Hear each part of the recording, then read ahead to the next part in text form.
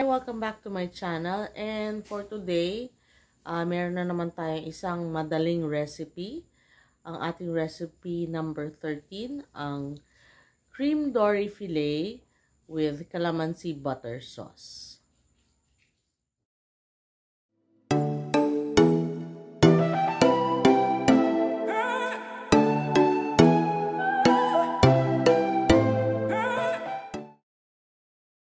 So ito ang ating ingredients: cream dory fillet, butter or margarine, half ng head ng bawang, 10 pieces calamansi, 1½ tablespoon ng fish sauce, 1 tablespoon ng cooking oil, and a pinch of paminta or black pepper. Ang una nating gagawin ay tadtarin ang bawang. Sa isang maliit na lalagyan, pigain natin ang 10 kalamansi at isama na natin ang fish sauce o patis at ang paminta.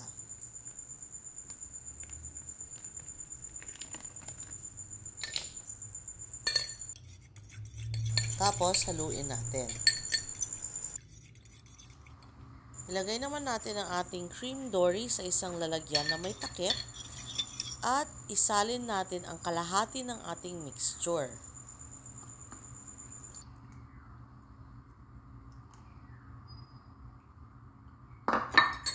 Ikot natin ang ating cream dory sa mixture para malagyan yung kabilang side.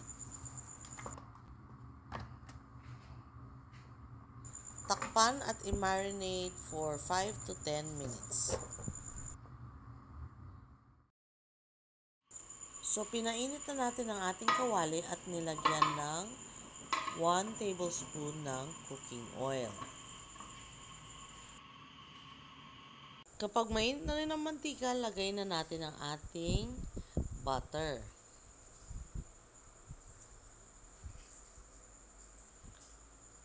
At syempre, isunod na rin natin ang ating bawang.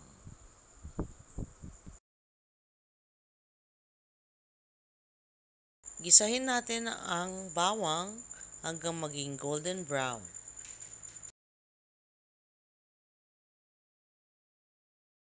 Kapag golden brown na ang bawang, iprito na natin ang ating cream dory.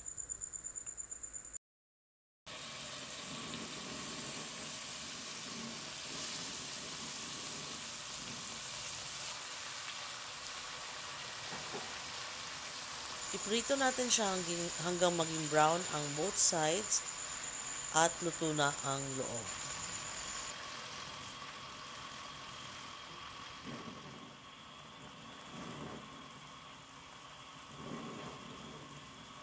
Kapag luto na, isama na natin ang ating natirang kalahating mixture at hayaang maprito ulit ito ng mga 3 minutes.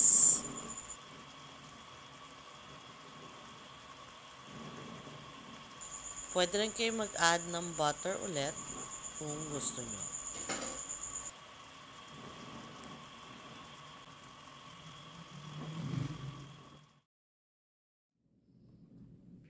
So, nilagay na natin ang ating lutong cream dory sa isang plato o serving dish. At syempre, huwag kalimutang isama ang pinaglutuan na butter and bawang.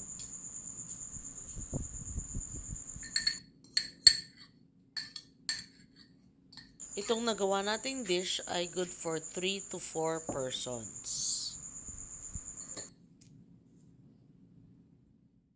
Ang dali lang gawin, 'di ba?